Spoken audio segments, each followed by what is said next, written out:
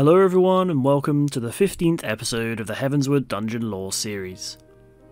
In this series I hope to explain things you might not know about Final Fantasy XIV dungeons, as well as discuss their individual stories and lore. This episode's dungeon is Xelphatol. Centuries ago, when the realm still fought greatly over land and resources, the Ixal found themselves at odds with the people of the budding Gridania, eventually finding themselves rejected by the elementals and banished from the Black Shroud. After their kind ventured for a time, they eventually settled upon the harsh climbs of Xelphatol, a mountainous region east of Coerthas, where although the snow falls much less heavily, the winds themselves could carry a man over the edge to his demise. Here they struggled and slowly gained more territory, building up their partially floating empire over the years. The result was an enormous complex of structures, built against the mountainsides, with the scaffolding descending all the way into the abyss for its foundations, and with the use of air stones to help the flotation in the ships and fortress areas of the stronghold. The Warrior of Light continues their streak of enjoying the peace in Ishgard, accepting an invitation from Sir Aymeric to a celebratory private dinner after speaking about it previously. We speak of our journeys while enjoying a glass of mead and fine food provided by House Borrell, and Aymeric sings our praises once more, truly thanking us for all of our previous efforts. He moves on to mention the Eorzean Alliance, and that after all their efforts, especially those in participating in the Grand Melee, Ishgard owes them much for their continuing support. He moves on to speak of the new houses in Ishgardian politics, and how although they disagree on much, the patronage granted to the Scions of the Seventh Dawn feels fully deserved by all. Soon after, Aymeric asks a question of our future, but before responding, a four-tomed knight enters the room. The knight has a message for the Warrior of Light, telling us Thancred returned to the manor recently carrying an injured girl, and that Alphinaud and Tataru are tending to her wounds. Aymeric attends us too, and we see the girl lying upon the nearby divan. Aymeric recognises the girl, and Thancred confirms that this is Alisaie, Alphinaud's twin sister, who some adventurers met during their excursion into the binding coils of Bahamut. Thancred goes on to explain that she had a run-in with the Warriors of Darkness, but luckily Thancred was there to intervene the skirmish and they fled north. But as they reached the Ishgardian border, the warriors caught up with the pair, and in the following battle Alisaie took a poisoned arrow to the shoulder. At that moment, Alphinaud approaches the group and informs us that while she seems stable, the poison yet lingers in her blood, greatly weakening her. Alphinaud remembers how the pair originally came to Eorzea to pursue the dreams of their grandfather, Louisoix Leveilleur, but after seeing how the nations acted as well as the pettiness of those who held power, Alisaie was driven to anger, eventually refusing to become engaged with the squabbles of the realm, even distancing herself from the Scions. She then chose to walk her own path, hoping to build it towards the future herself. Alphinaud frets over her condition, wishing not to lose his sister as soon as the pair reunited. Aymeric assures him that the most skilled chirurgeons will take her into care, and orders the nearby knight to take her to the infirmary immediately. Alisaie then stirs, roused by the loud voices. Spotting us, she groans that the Warriors of Darkness are in league with the Ascians, but for some reason they seem to be plotting the summoning and defeat of the Primals. She tells us that their next move is to make way to Xelphatol, where Garuda will once again be called upon and slain. Aymeric requests Thancred remain with Alisaie due to his knowledge of her wounds, and Alphinaud begins to ponder over the greatest scheme of our foes, considering that the first encounter with them and Ravana also involved a Primal. One thing is certain, however: the summoning of a Primal cannot be permitted to come to pass, and so Alphinaud requests our attendance as we make our way to Coerthas. Edmund meanwhile offers a small regiment of his troops to assist us, helping to clear the guarded gate to Xelphatol and to assist us within the place if necessary. After rendezvousing with Alphinaud at Camp Dragonhead, we arrive at the gates to Xelphatol, already clear thanks to the House Four-Tomed Knights.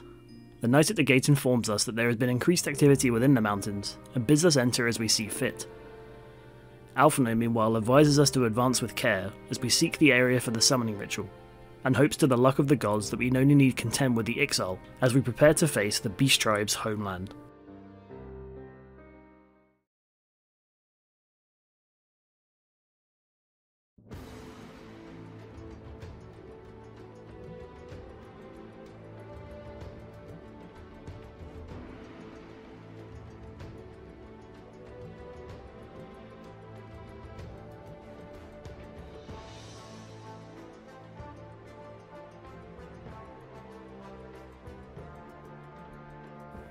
We arrive on the rocky cliff face, with the huge waterfall flowing beneath the huge fortress of the Ixal.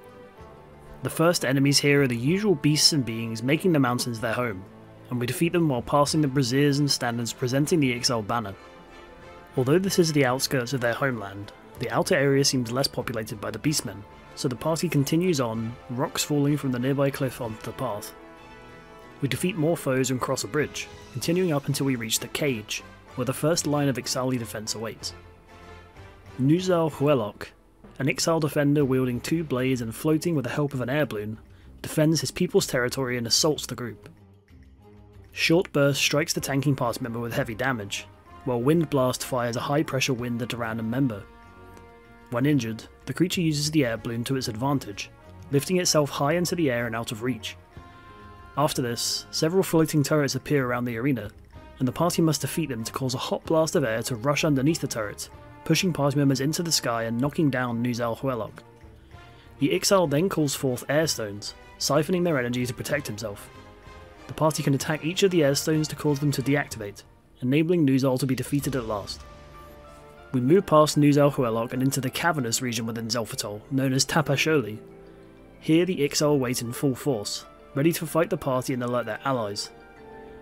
We see here the full scale of the Ixali structures, as what look like homes and bridges alike have extremely long scaffolds all the way to the water below, or even further. We defeat a Beastmaster and a handful more Ixal, collecting the bone key dropped by one of them, and proceed to the locked gate and lift just behind.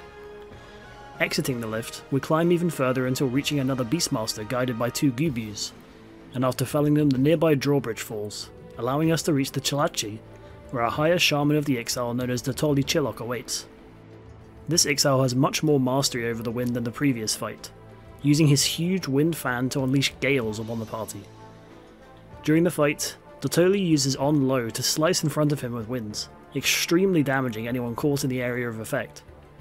On High meanwhile knocks the party back, requiring them to use the metallic barriers around the arena to avoid being pushed into the perimeter of spikes. When injured, the shaman uses Speed Boost in combination with On Low, increasing the speed at which he acts and forcing the tanking party member to take the hit, greatly injuring them. Additionally, Dotoli uses Swift Feather, covering some of the barriers with whirling tornadoes. The party must avoid these ones when the shaman uses On High once again, after which the Beastman falls and we move up to the first mountain. This high up, the Ixal vehemently defend their territory, sending forth the Xelphatol battleships to dispense troops upon the platform in addition to its usual defenders. Once we defeat the first set here, the last of all drops an air stone which we can use on the nearby Tailwind relic to activate the powerful winds, carrying us onwards. On this second platform, the Ixal send forth 2 ships at once to flank the party with yet more troops, desperate to continue the ritual atop the floating structures. After felling them, we collect a second air stone and use the winds to take a zipline-like craft across the rope, and follow the next path up to a Xelphatol Skycaller. This last defender uses dangerous wind magics on the party, including Tornado, dealing heavy damage to its target if not interrupted. Finally, upon his defeat, the gates to the Vortex opens, revealing the channeler of the most recent summoning ritual.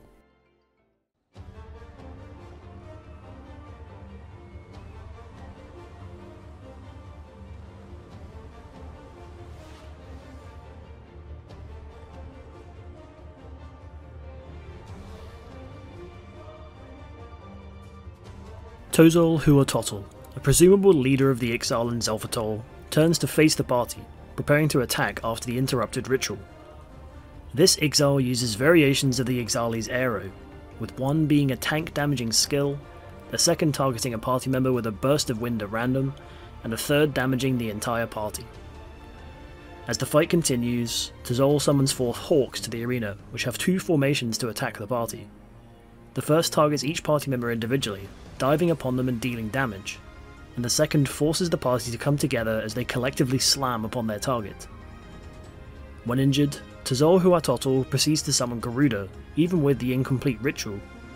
The Lady of the Vortex appears in a much smaller state than usual, and uses a few abilities to launch her own style of wind at the party. The first surrounds her and almost the entire arena with a tornado, forcing the party members to step away from her, but also not to flee to the edge of the arena. The second is targeted on a party member, attacking a large cone in front of her with a weakened Mistral Song. After evading the summoned primal and surviving more of Xelphatol's own wind attacks, the Ixal falls and vanishes, preventing the full summoning from coming to pass.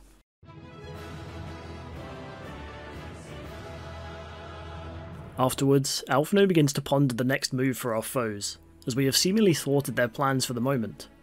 At that moment, however, the Warriors of Darkness arrive from behind, with a mysterious Elezen in tow. The Ranger mistakes Alphinaud for Alisaie, being surprised that the Scion is still standing after taking her arrow, while the Knight seems irritated at their Elezen guide for the delay in reaching Xelphatol.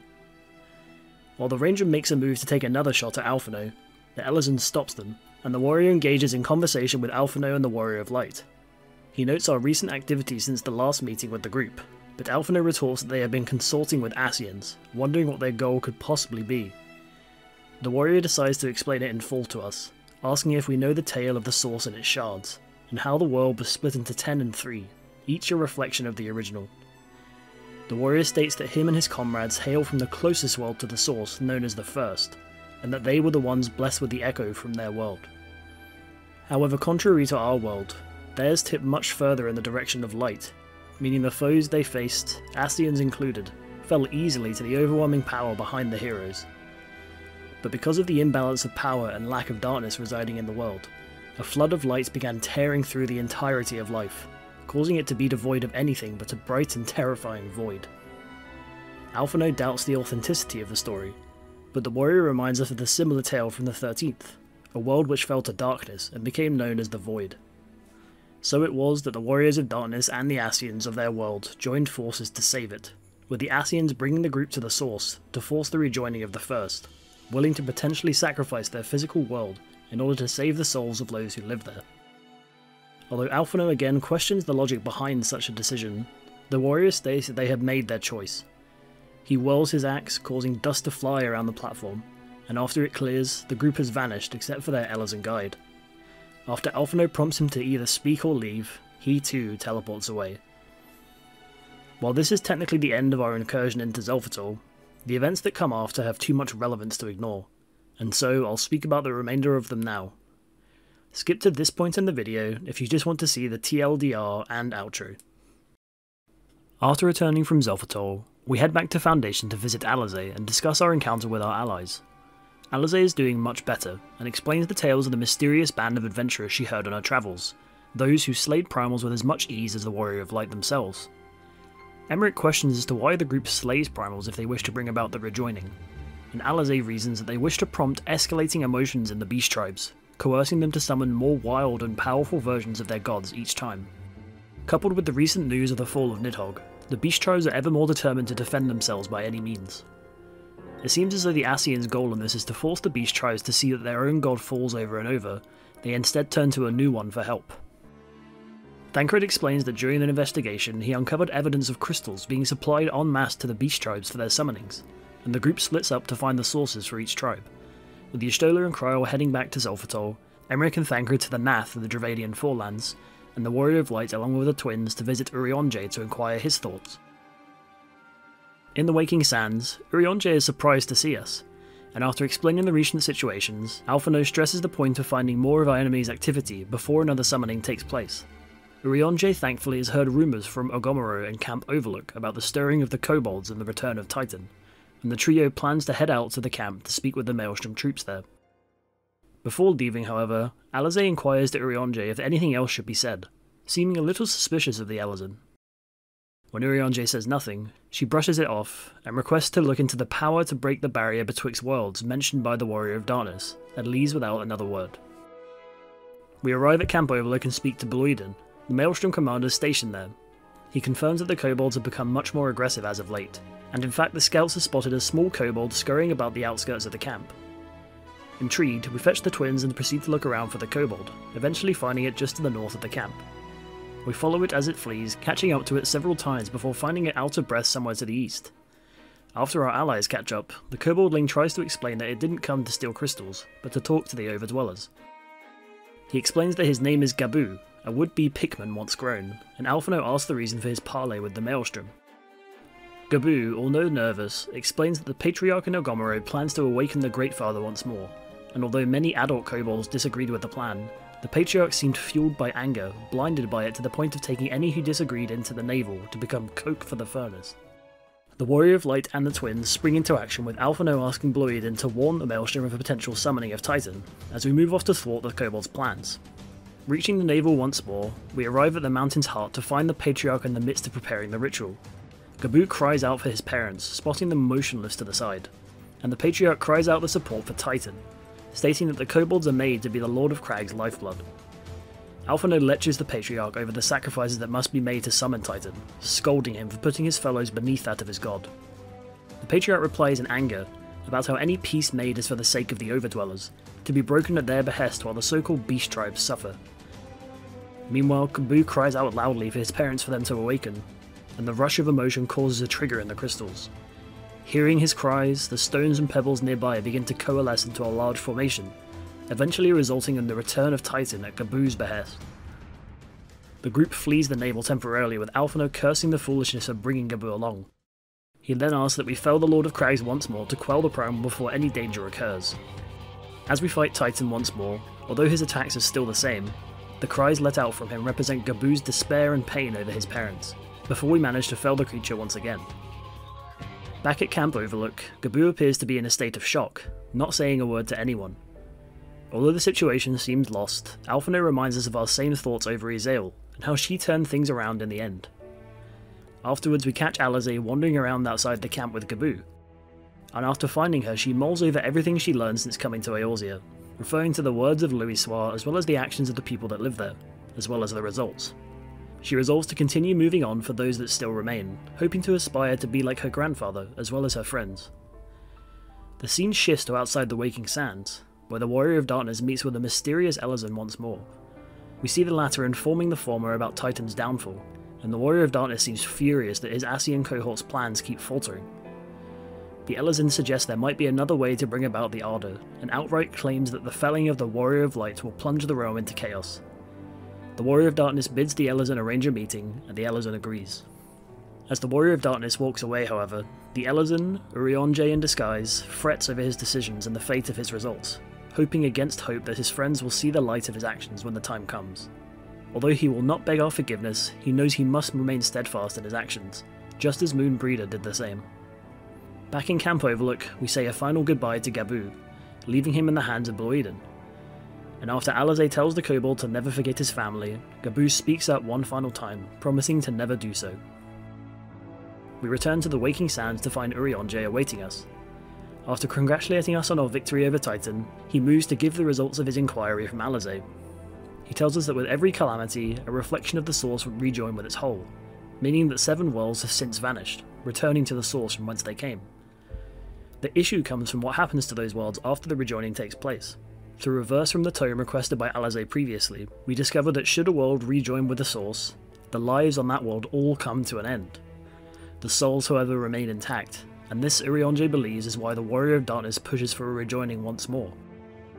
Although their world will be gone, the Flood of Light currently consuming it will be no more, saving the souls of so many that would otherwise be stuck between life and death. Alphino seems in awe at such a choice being made, but Urianger moves on to tell us that the shipments of crystals have been spotted in the hands of people around Little Alamigo. Although this seems an odd choice for a primal, we are reminded that Ascians once tried to bring about the summoning of Rauga, the Destroyer himself. The trio again decides to investigate personally, and as we turn to leave, Thancred contacts the group via Linkpearl. He informs us of the shipment we just learned about, surprised to hear that once more we are a step ahead, and even informs us that the shipment belonged to one in the employ of Eline Royale, one of the traitors from the Immortal Flames captured long ago. As Alphino moves to inform Thancred of our previous knowledge of this too, Alisaie interrupts him, curiously asking Thancred who he's contacted about this already, as the raid on the suppliers was only an hour ago. When Thancred asks if there would be someone else to contact about the situation first, however, Alisaie merely refuses and continues onward.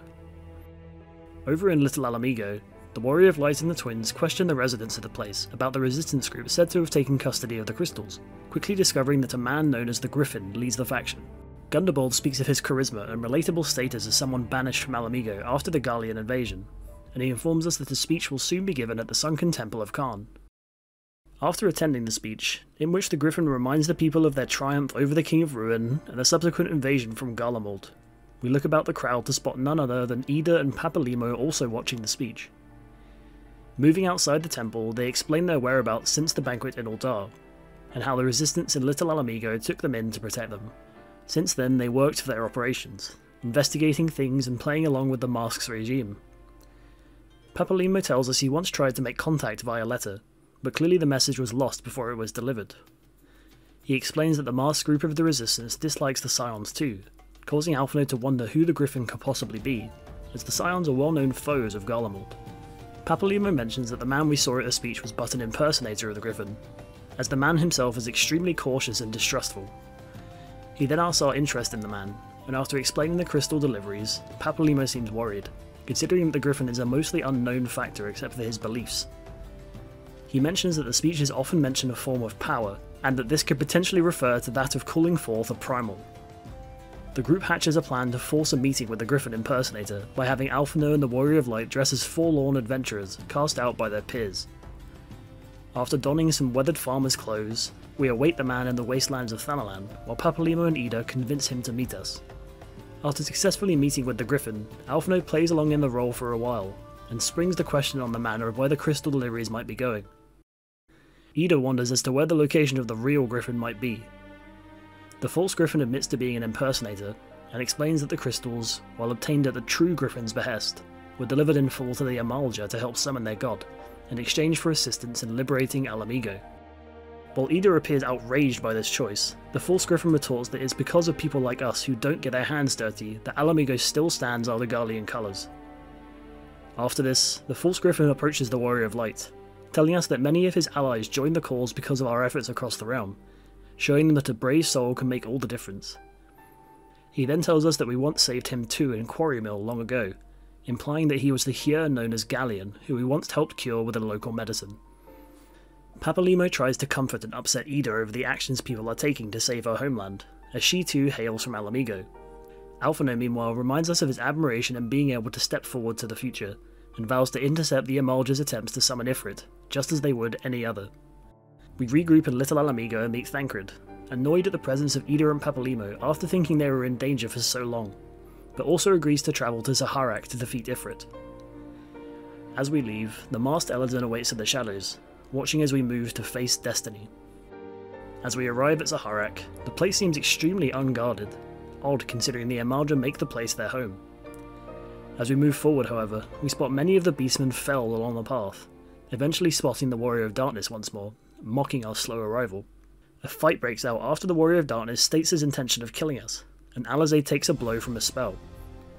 Panting, she states that she is not the person she used to be, and vows to keep up with her brother. Throwing her tome into the air, she channels her own spell, drawing forth a magical blade from nothing. The real fight then begins between those blessed by the echo from two different worlds. The foe's party continuously harasses the Scions and the Warrior of Light, with the Knight protecting his weakened allies and the Ranger and Magus attempting to pick off targets from far away. The Warrior meanwhile engages with many whirling attacks from his axe, while the Devout heals her allies' wounds as best she can. Although the Scions put up a good fight for a time, the Warriors of Darkness continuously use the echo to their advantage, fully restoring their strength over and over. After some time, the Warrior declares that enough is enough, and traps our allies in chains. We see him prepare to make the killing blow on the Warrior of Light, but at that moment a spell flies in from outside the staging ground. The masked Eladon, Urianger himself, appears from the dust. The Warrior of Darkness is furious at this apparent betrayal, but Urianger both reassures his own beliefs and questions even the Warrior himself if he believes the path to the rejoining is the right one. The Scions recognise the Eladon at last as he steps into the ring and removes his mask. After Alisaie scolds Urianger for his general subterfuge, the Warrior of Darkness decides to switch up the plan, nodding to the Magus, who begins channeling a powerful spell. Alisaie calls to the Scions to do the same, as she herself channels ether to her magical blade. The fight breaks out once more as we try to build Alisaie's strength, while preventing the Magus from gaining his own. We battle the Warrior of Darkness once again, but this time must intermittently attempt to give Alisaie our ether, along with the Scions' own. The Warriors of Darkness still draw strength from the echo as we battle, so the Warrior of Light's only hope is to trust in Alisaie's attack.